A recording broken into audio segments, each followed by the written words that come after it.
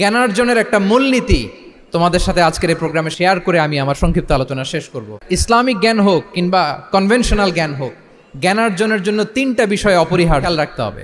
এক নম্বর হচ্ছে বিনয়, দুই নম্বর হচ্ছে সফর, তিন নম্বর হচ্ছে সবর। এবার আমি জিজ্ঞেস করি, মুখ থেকে আমি শুনতে চাই, বলো জ্ঞানার্জনের জন্য অপরিহার্য বিষয় কয়টা? এক নম্বরে বিনয়, দুই নম্বরে সফর, তিন নম্বরে সবর। এই তিনটাই লাগবে। বিনয়ী হইতে হবে, ডাউন টু আর্থ হইতে হবে। বিনয়ী না হলে, মুতাওয়াদে না হলে আল্লাহ তাআলা ইলমের নূর দিয়ে ওই ব্যক্তিকে ধন্য করেন না। বিনয়ী হইতে হবে। বলা যাবে না যে আমি সব শিখে ফেলছি, আমি সব জানি, আসলে কিছুই জানি না, আসলে কিছুই জানি না। অনেক পড়াশোনা করার একটা বড় সুবিধা হচ্ছে আমি যে কিছুই জানি না এটা জানা যায়।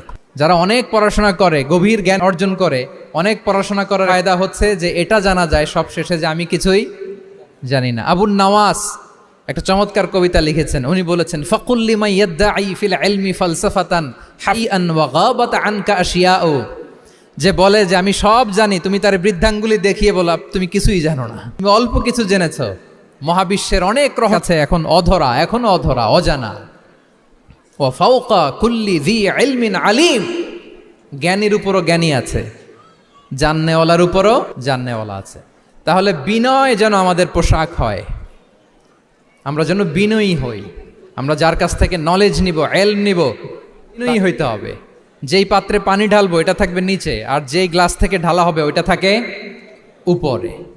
মুসা আলাইহিস সালাম একবার বনি ইসরাইলের মাঝে ছিলেন। হঠাৎ এক লোক বলে যে, ইয়া নবী আল্লাহ, মান আ'লামু ফিল আরদ, বর্তমান পৃথিবীতে সবচেয়ে বড় জ্ঞানী কে?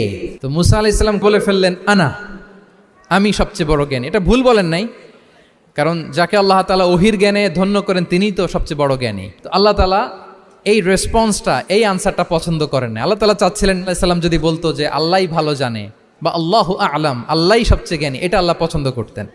তো উনি যখন বলে ফেলছেন আমি, আল্লাহ বলে, না মুসা, তুমি যে বলে ফেললে আমি সবচেয়ে বড় জ্ঞানী, তুমি তো সবচেয়ে বড় জ্ঞানী নও, তোমার চেয়ে বড় জ্ঞানী আছে। শুনে তো মুসা আলাইহিস সালাম অবাক, কি আমার চেয়ে বড় জ্ঞানী কোথায়? আল্লাহ বললেন, ইযহাব ইলা মাজমাইন, দুই সাগরের মিলনস্থলে যাও, ওখানে আমার এক বান্দা আছে, ইসমুহু খাদির। ওই খাদির, যারে আমরা বাংলায় খিজির বলি আর কি, এই খিজির তোমার চেয়েও জ্ঞানী। আল্লাহু আকবার। আপনারা সূরা কাহাফের তাফসীর পড়লে জানতে পারবেন। গেলেন, নৌকার মধ্যে বসা, হঠাৎ একটা চড়ুই পাখি এসে সাগরের পানি খাচ্ছে। To make the long story short, বড় স্টোরিকে আমি ছোট করে বলছি। দুইজন নৌকায় বসা, একটা চড়ুই পাখি এসে সাগরের পানি খায়। তো খিজির আলাইহিস সালাম, চড়ুই পাখিটা দেখতে পাচ্ছ? মুসা আলাইহিস সালাম বললেন, হ্যাঁ দেখতে পাচ্ছি। চড়ুই পাখি যে পানি খেলো এইমাত্র, এটা দেখেছো? হ্যাঁ দেখেছি।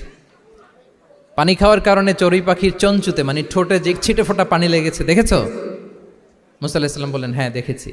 তো খিজির আলাইহিস সালাম বললেন, এই যে সাগর থেকে, মহাসাগর থেকে পানি খাওয়ার কারণে চড়ুই পাখির ঠোঁটে সামান্য ছিটে ফোটা পানি যতটুকু ঠোঁটে লেগে আছে, এটা হচ্ছে তোমার, আমার আর মহাবিশ্বে আমরা যারা আছি সবার জ্ঞান। আর এই পড়ে থাকা মহাসাগরের পানি হচ্ছে আল্লাহর জ্ঞান। চড়ুই পাখির ঠোঁটে লাগা পানি তোমার, পৃথিবীর সবার, আমাদের যে জ্ঞান আল্লাহ দিয়েছেন এটা। আর মহাসাগরের পানিগুলো কার জ্ঞান? ওয়ামা উতীতুম মিনাল ইলমি ইল্লা কালিলা, একেবারে একেবারে ভেরি লিটল, যত সামান্য জ্ঞান দিয়ে আমি তোমাদেরকে দুনিয়ায় পাঠিয়েছি। এজন্য আমি সব জানি, এটা আজকে থেকে আমরা আর বলবো? বন্ধুরা নয়েজ করো, বলো আমরা বলবো আল্লাহু আ'লাম। আল্লাহ ভালো জানেন। সাহাবাদের এই বৈশিষ্ট্য ছিল, ওনারা বলতেন আল্লাহু ওয়া রাসূলুহু আ'লাম, আল্লাহ এবং আল্লাহ রাসূল ভালো জানেন। এবং আমাদের ক্লাসিক স্কলারদের এই বৈশিষ্ট্যটা ছিল, অনেক প্রশ্নের উত্তর ওনারা দিতেন না। আমাদেরকে তো প্রশ্ন করলে আমরা দিয়ে দিই।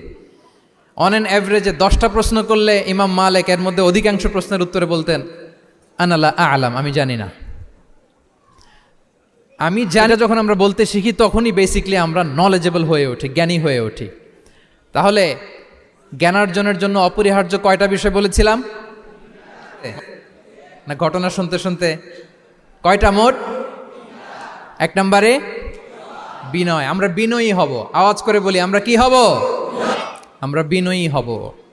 এই যে আমরা কোরআন হেফজ করলাম, এরপরে তুমি যদি বুখারী হেফজ করো, মুসলিম হেফজ করো, এটা তোমার বাহ্যিক জ্ঞান। জ্ঞানের দুইটা সাইড, একটা ইন্টারনাল নলেজ আর একটা হচ্ছে এক্সটার্নাল নলেজ। বাহ্যিক জ্ঞান এটা হয়েছে, আরেকটা আছে ইন্টারনাল নলেজ, এটাকে বলে অন্তর্নিহিত জ্ঞান, ইলমে লাদুন্নি, ওয়া আল্লামনাহু মিন লাদুন্না ইলমা। এইটা শুধু কোরআন হেফজ করলেই হয় না, এটা কোরআন পড়ার পরে এগুলোর উপর আমল করার পরে বছরের পর বছর সাধনা করার পরে আল্লাহ তাআলা কোনো ব্যক্তিকে ইলমের নূর দেন। এটা এত সহজ না।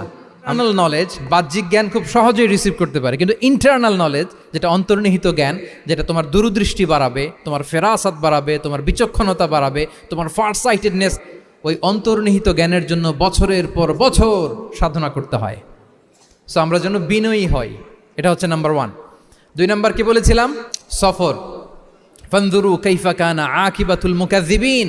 আল্লাহ বলে সফর করো, সিরু ফিল আরদ, ট্রাভেল করো। ট্রাভেল করলে তোমার চোখ খুলে, তুমি যদি পেট্রাতে যাও, জর্ডানের পেট্রায়, তোমার চোখ খুলে যাবে। তুমি যদি ফেরাউনের লাশ দেখে আসো, তুমি অবাক হয়ে যাবে। তুমি যদি জর্ডানের ডেড সি ঘুরে আসো, তুমি 1000টা বই পড়ে তুমি ওই জ্ঞান অর্জন করতে পারবে না, যেই জ্ঞান তুমি ট্রাভেলিং করে অর্জন করতে পারবে। তাহলে ভ্রমণ করতে হবে। আর 3 নম্বরে কি বলেছিলাম? সবর, মানে হার্ড ওয়ার্কিং হইতে হবে। পরিশ্রমের কোনো বিকল্প নাই। There is no alternative to be hard working. কোনো বিকল্প নেই, হার্ড ওয়ার্ক তোমাকে হবে, এটাই সবর। এই 3টা প্রশিক্ষণই আল্লাহ তাআলা মুসা আলাইহিস সালামকে দিয়েছিলেন।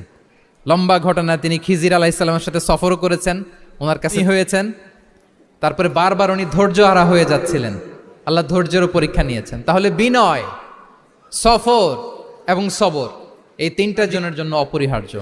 এই ফিচারগুলো দিয়ে, এই ক্যারেক্টারিস্টিক্সগুলো দিয়ে যেন আল্লাহ তাআলা আমাদেরকে ধন্য করে। আমরা সবাই পড়ি আমিন। আমরা আল্লাহর কোরআনকে যেভাবে হৃদয়ে ধারণ করি, আমরা যেন কোরআনের তাদাব্বুরের মধ্য দিয়ে, কোরআনের রিফ্লেকশনগুলোর সাথে নিজেদের অ্যাটাচমেন্ট বাড়ানোর মধ্য দিয়ে আলোকিত মানুষ হতে পারি। আল্লাহ তাআলা আমাদেরকে তৌফিক দান করুক। আমি আবার ফাউন্ডেশনকে অন্তরের অন্তঃস্থল থেকে শুভেচ্ছা জানিয়ে, এবং তোমাদের যে এই চমৎকার সাফল্য, এই সাফল্যর ধারাবাহিকতা কামনা করে তোমাদের জন্য প্রাণ দোয়া এবং ভালোবাসা রেখে আমার সংক্ষিপ্ত আলোচনা এখানেই শেষ করছি। আল্লাহ তাআলা আমাদের সবাইকে কথাগুলো বোঝা আর আমল করার তৌফিক দান করুক।